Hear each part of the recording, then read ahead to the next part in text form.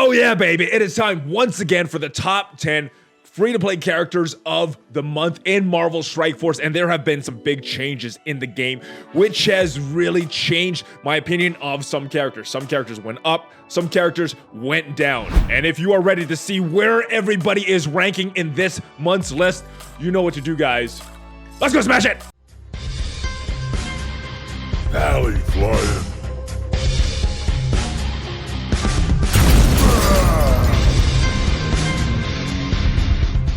What is up, Valley Maniacs? ValleyFlyin here. Oh yeah, baby. I am back. Welcome to the channel. Thank you for joining us today. Now, today what we're talking about is the top 10 free-to-play characters for Marvel Strike Force for November 2019. Now, before we get into that, I do want to thank everybody that watched last month's video and gave this video a like. But there have been some big changes to Marvel Strike Force since that video. Biggest thing for me was Ultimus 7. A lot of the characters that I was valuing very high because of Ultimus 6 and their value in the raids, as well as some Greek raids, they're not as valuable in Ultimus 7. So there's some significant changes to the list because of that. Also, Supernatural team got a rework. Are any of them gonna make this list? You can check it out. Now, there is going to be a timestamp in the description because I'm going to talk a little bit about some of the criteria this month because I change it up slightly every month just so there's some changes to the list. Before we get into all that though, I want to remind you guys about some sponsors of this video. BlueStacks. It is my emulator of choice, and if you want to play Marvel Strike Force on your PC, make sure you check out that link. It does support the channel. There's also a link to Patreon if you want to support the channel that way. Also a link to Valley merch. There is a sale going on at TeePublic, 35% off, site-wide sale going on this weekend. So if you want to stock up on all the best Valley merch, check that out. And I'm not sure if you guys are aware, but I'm playing another game called Dragon Champions. There's a lot of similarities with Marvel Strike Force. In some ways, I like that game a lot better than Marvel Strike Force, and all the content for that is on my second channel, ValleyFlyin 76. So go check that out, see if that's a game that you want to start to play, and if you do, there's a link that you could download that on your mobile device, iOS or Android. If you use that link on your mobile device, the channel will get credit, so hopefully you enjoy that game. But let's get to the countdown. Let's talk about the criteria for this list, because like I said, I do switch it up slightly from month to month just to give that list some variety. And I think if you're looking at a list, you need to know why that list was rated how it was. So as far as criteria, I think the biggest thing, obviously, in any top 10 list is going to be how good that character actually is. How good are they on paper? How good are their stats? How good is their kit? Do they bring a lot to whatever team they are on?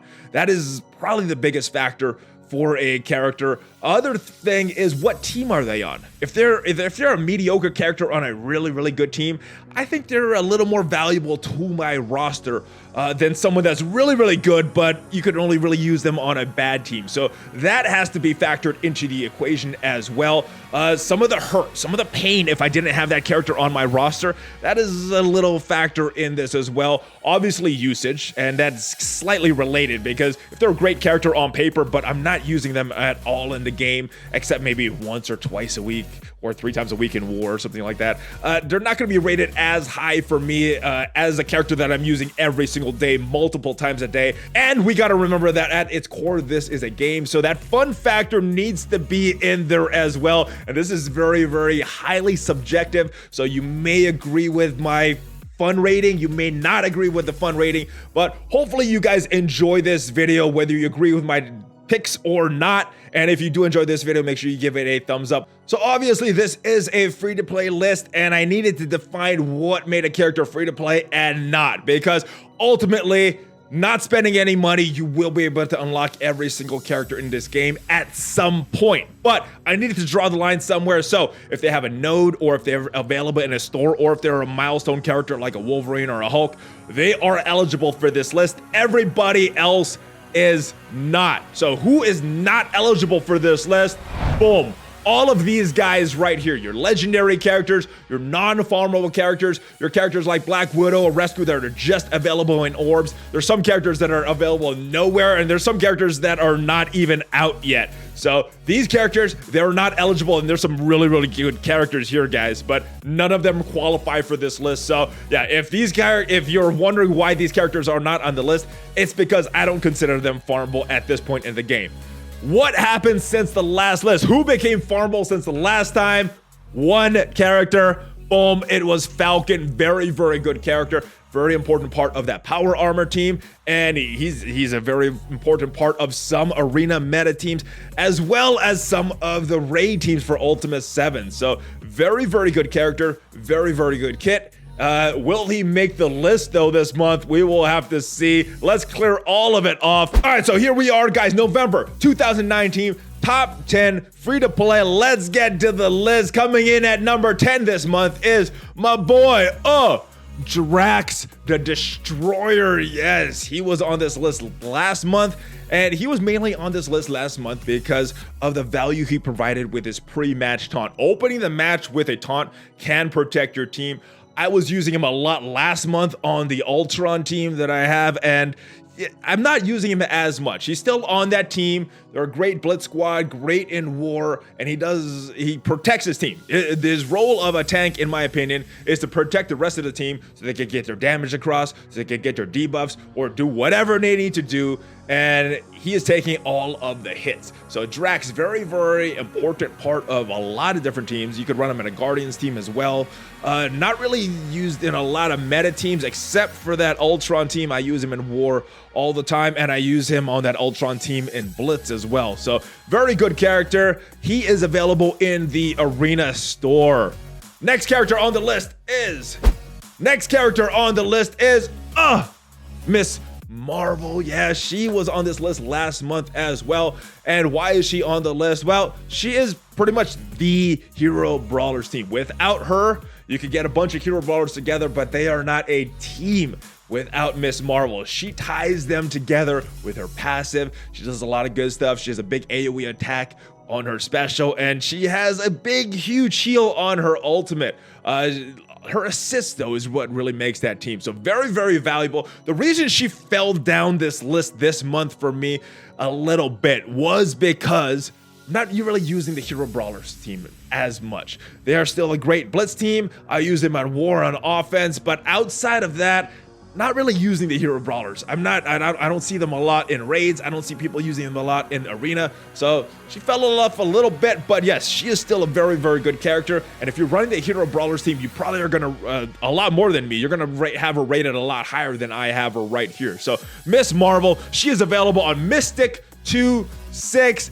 And coming in at number 8 is the new kid on the block, Falcon. First time eligible for this list, and he makes the list at number 8. Why is he so good? This special is awesome. It gives a lot of speed to the rest of your team. I love that move, especially if you're going against like an Ultron team in arena and you have all of the Ultron bots, all of them with buffs. You're getting a lot of speed from his special.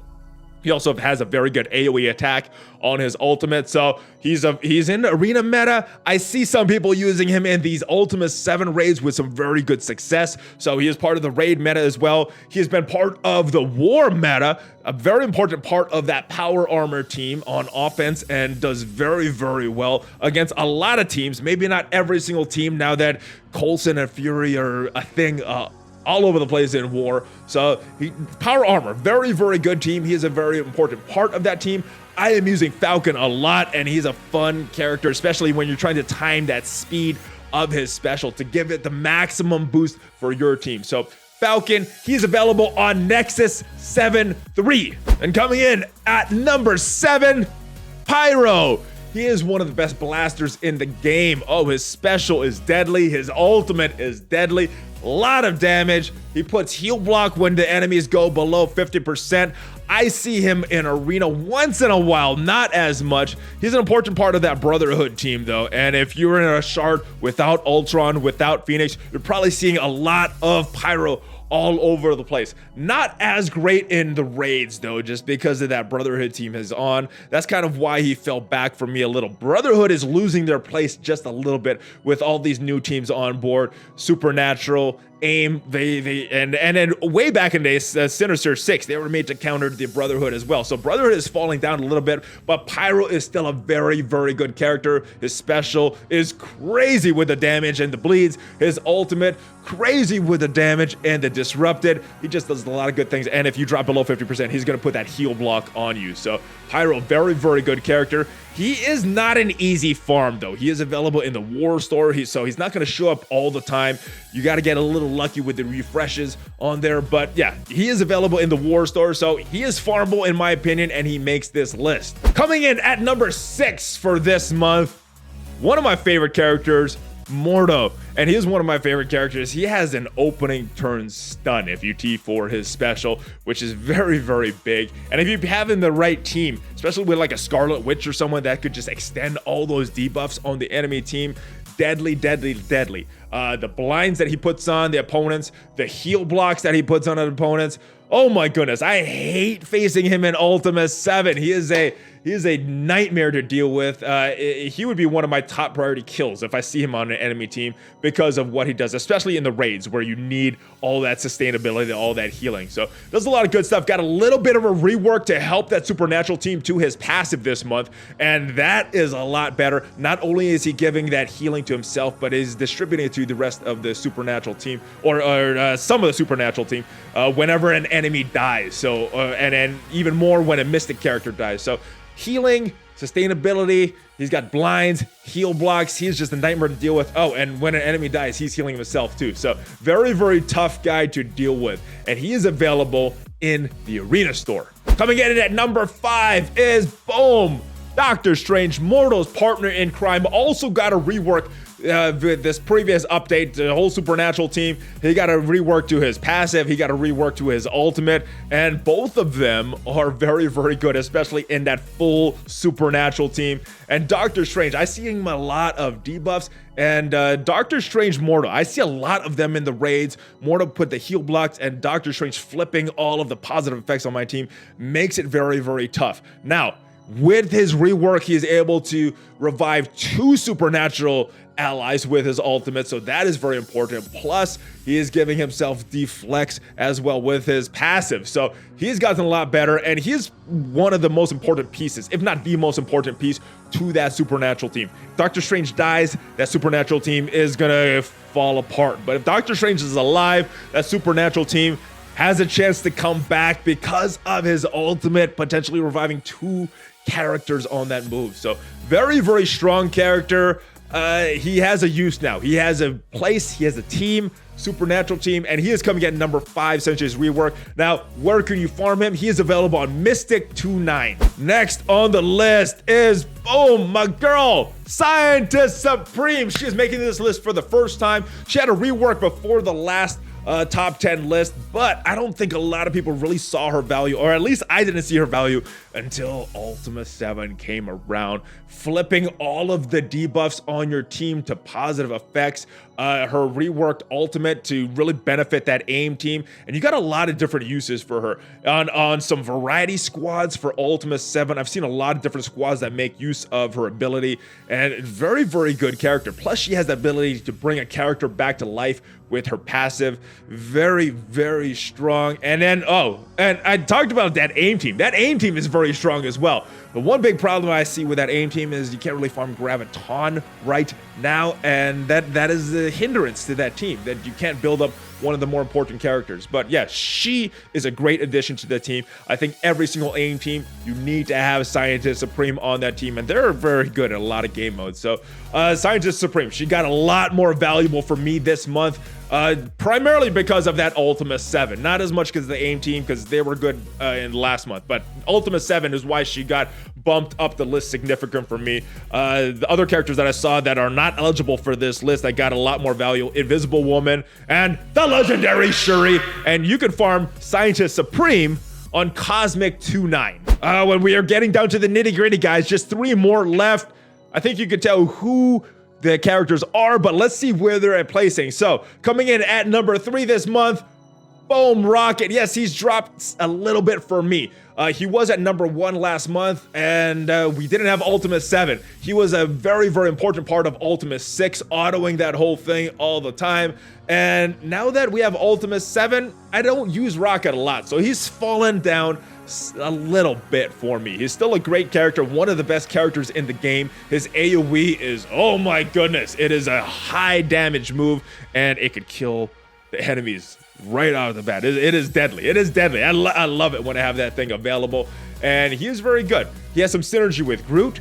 I used him in Fear the Darkness, and was a good choice there because he helped Groot become a tank.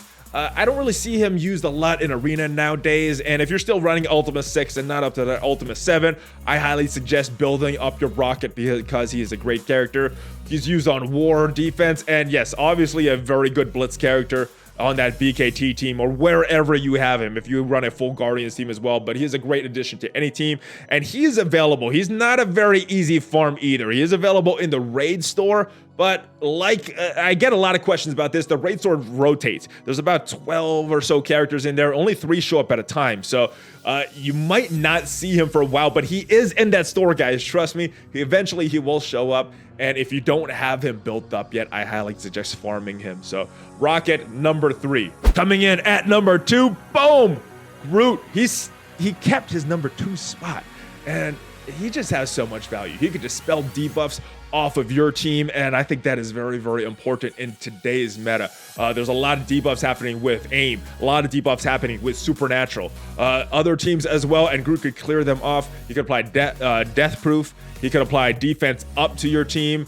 It just does a lot. If you're pairing him with Rocket, he could taunt as well. So he does a lot of good things. He is a very underrated character, and he's really good. He gets some good damage on his basic as well. So good stuff. Plus, if you're running him in a Guardians team or you're running him with some Guardians, if he dies, he's going to give them a crap load of buffs. So pretty good stuff. Plus, he could bring himself back to life. He has a small chance to bring himself back to life when he dies. So he just does a lot of things. Very good utility. Does a lot of different good things. Kind of like a jack of all trades, master of a few of them. So really good character. I am a big fan of Groot. I am surprised to hear those words come out of my mouth. But if you want to farm Groot, he is available on Nexus 29.